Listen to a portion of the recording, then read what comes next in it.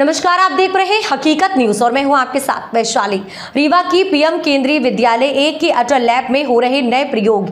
एक लड़के ने तो हर साल मरने वाले 10 लाख से ज्यादा लोगों के लिए एक ऐसा प्रयोग कर डाला जिससे उनकी जान बचाई जा सके। इसके अलावा भी और भी कई प्रयोग पाइपलाइन में मौजूद हैं, जिसके चलते प्रयोग को पूरा करने के लिए उसे 72,000 रुपए की आर्थिक मदद भी मिली है। प्रयोग पूर्णता की ओर है। जल्द ही उसकी टेस्टिंग रीवा के संजय गांधी अस्पताल में प्रारंभ हो जाएगी।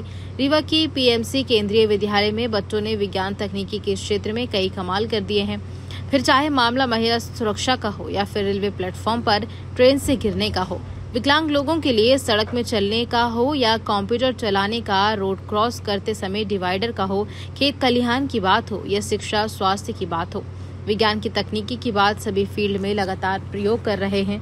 उनके मॉडल बन चुके हैं। एक लड़के ने तो साल में मरने वाले लगभग 10 लाख लोगों को बचाने के लिए अस्पतालों में लगने वाली बोतलों में स्लाइस में ध्यान न देने की वजह से एयर बल्ब आ जाने की वजह से मौत को लेकर हो, जिसके चलते उसके इस प्रयोग को और भी तकनीकी रूप से सक्षम बनाने के लिए केंद्र सरकार से 72,000 की आर्थिक मदद मिली है, जिसकी पहली किस्त उसको प्राप्त भी हो गई है। बहुत जल्दी उसका ये प्रयोग मूर्त रूप ले लेगा और प्रयोग के सबसे बड़े अस्पताल में से एक रीवा के संजय गांधी अस्पताल में बतौर प्रयोग प्रारंभ कर दिया जाएगा, जिसके चलते इस समय केंद्रीय विद्यालय व टीचिंग डिपार्टमेंट भी बच्चों के साथ की जान से छूट हुआ है।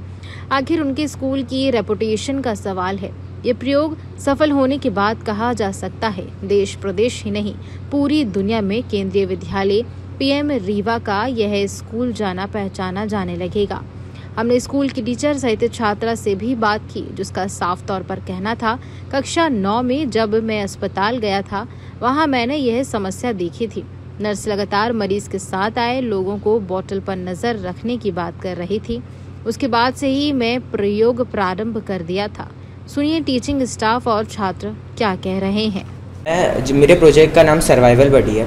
ये प्रोजेक्ट का प्रॉब्लम मुझे संजय गांधी हॉस्पिटल में जब मैं लेबर रूम में गया तब मुझे पता चली। वहाँ पर देखा कि बहुत सारे पेशेंट्स हो जाते हैं एक साथ कभी कभी। तो क्या होता है कि सलाइन बॉटल्स नर्स पेशेंट्स को देते हैं, पेशेंट्स उसको नहीं संभाल पाते क्योंकि अनएजुकेटेड होने के कारण। तो मैंने इस प्रोजेक्ट का निर्माण शुरू किया 9th क्लास में। अब मैं जब उसको मैं धीरे धीरे बना रहा था, उसमें मैंने चेंजेस किए। अब ये ब्लड इम्बॉलेंस की जो प्रॉब्लम है, इससे इसकी जान बच जाती है, क्योंकि अगर ब्लड इम्बॉलेंस हो जाता है तो ब्लड क्लॉट होने से हार्ट अटैक आ जाता है। ये बहुत बड़ी प्रॉब्लम है, इसीलिए मैंने इसका सॉल्यूशन बनाया। अगर हम लोग किसी भी नर्स को लेते हैं तो वो मिनिमम 10,000 लेती है, पर एक किट 2,000 का होता है।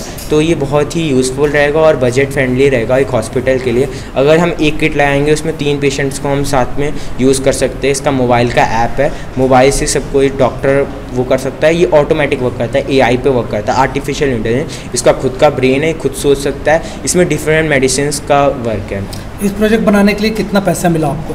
हमें टोटल 62,000 का फंड मिला है गवर्नमेंट से। अब हम लोग इसका पेटेंट करवाने वाले हैं गवर्नमेंट के साथ मिलकर, जिसमें हमें गवर्नमेंट 2 लाख से ऊपर भी का मदद करेगी, जो लॉ फीस है। और उसके बाद हम अपना स्टार्टअप स्टार्ट करेंगे तो 10 लाख से प्लस की जो अमाउंट है हमें मिलेगी अपनी स्टार्टअप स्टार्ट करने में, जिसमें हम लोग फर्स्टली अपने लोकल हॉस्पिटल्स में इस किट को ज्वाइन करेंगे। अभी हमारी सर्टिफिकेशन संजय गांधी हॉस्पिटल से चल रही है, जिससे हम लोग इसका सर्टिफिकेट क्लैरिफाई कराएंगे कि ये प्रोजेक्ट वर्किंग है और हम इसको सारे पेशेंट से इस्तेमाल कर सकते हैं।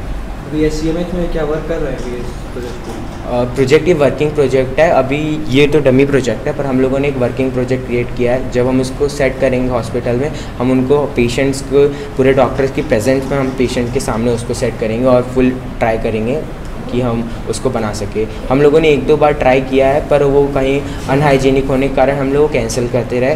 पर अब हम लोगों ने पूरा हाइजीनिक प्रोजेक्ट बनाया, क्योंकि अगर अनहाइजीनिक रहेगा तो वो पेशेंट के लिए बहुत प्रॉब्लम रहेगा। इसीलिए हम लोग कोई भी क्रिटिकल कदम नहीं उठा सकते पेशेंट के लिए। क्या नाम है आपका? मेरा नाम शरद पांडे है। To give you another example. Coming to the most common and precious thing.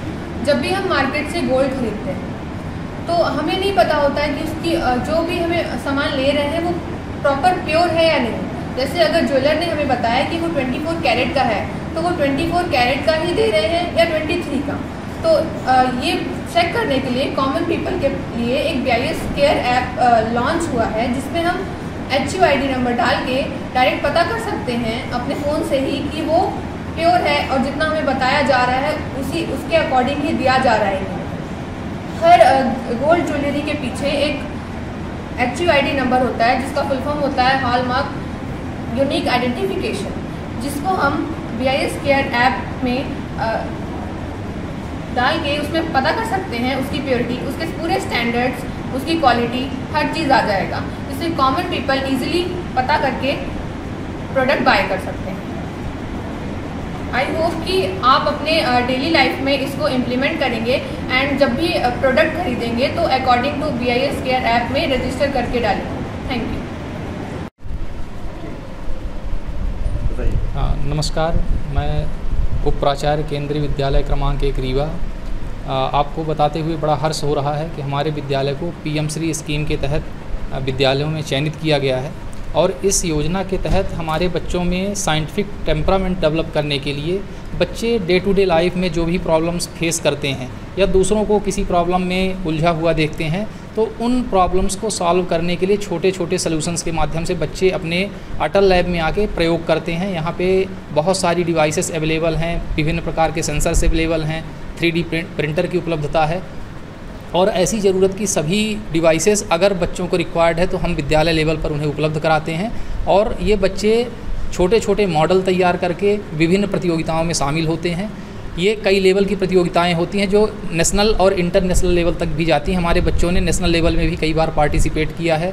परीक्षा पे चर्चा कार्यक्रम में हमारे बच्चों के मॉडल 3 बार प्रदर्शित हो चुके हैं। तो ये अटल लैब बच्चों को ब्लूम करने के लिए एक बहुत बड़ा प्लेटफॉर्म बन रहा है और इसके माध्यम से बच्चे जो भी अपनी क्रिएटिविटी है उसको प्रदर्शित कर रहे हैं और साथ ही साथ समाज के लिए उपयोगी प्रोडक्ट्स तैयार कर रहे हैं। भारत सरकार PM श्री योजना के तहत इन प्रोडक्ट्स को प्रमोट करने के लिए हमें फंडिंग करती है और बच्चों के इन उपकरण का प्रैक्टिकल मॉडल तैयार करने के लिए जो भी खर्चा होता है ये भारत सरकार द्वारा वहन किया जाता है और ये छोटे छोटे बच्चे इन लैब में प्रयोग करते हुए आज सेल्फ डेवलपमेंट के फील्ड में जा रहे हैं, आत्मनिर्भर हो रहे हैं। और एक छोटे बच्चे से जैसे अभी आपने बात करी और देखा कि बच्चे के अंदर वो कॉन्फिडेंस डेवलप हुआ है कि वो रोज़गार की तलाश करने वाला बच्चा नहीं होगा, बल्कि भविष्य में वो जाकर के ऐसे उद्यम डेवलप करेगा कि बहुत सारे लोगों को रोज़गार दे सकता है।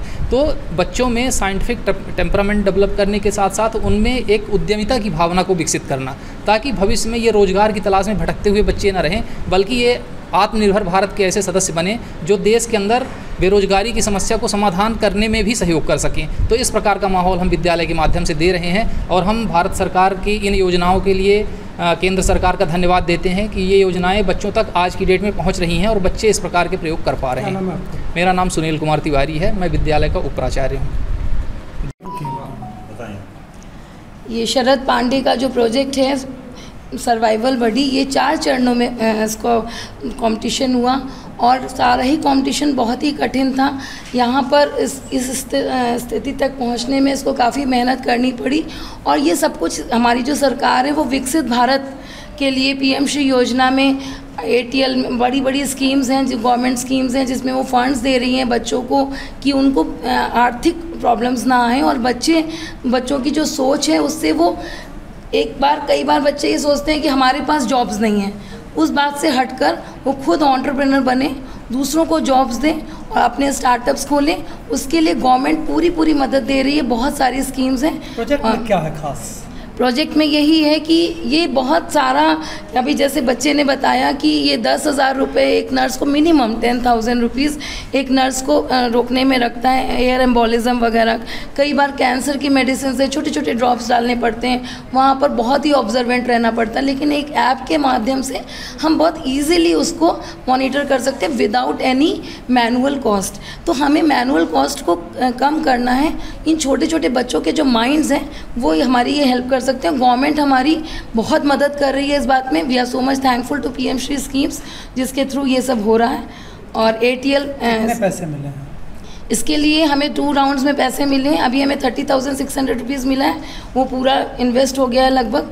अभी हमें सेकेंड राउंड में हमने अपनी प्रोजेक्ट रिपोर्ट भेज दी है, अब हमें सेकेंड राउंड में फिर से पूरा पैसा बाकी आ जाएगा। और कोई उसके लिए ये नहीं है कि आप हमको ये रसीद दीजिए, ऐसा कुछ भी नहीं है। Simply they are asking for the mentors to spend the money और बच्चे को देखते रहें कि कहाँ ज़रूरी है, खर्च करते रहें।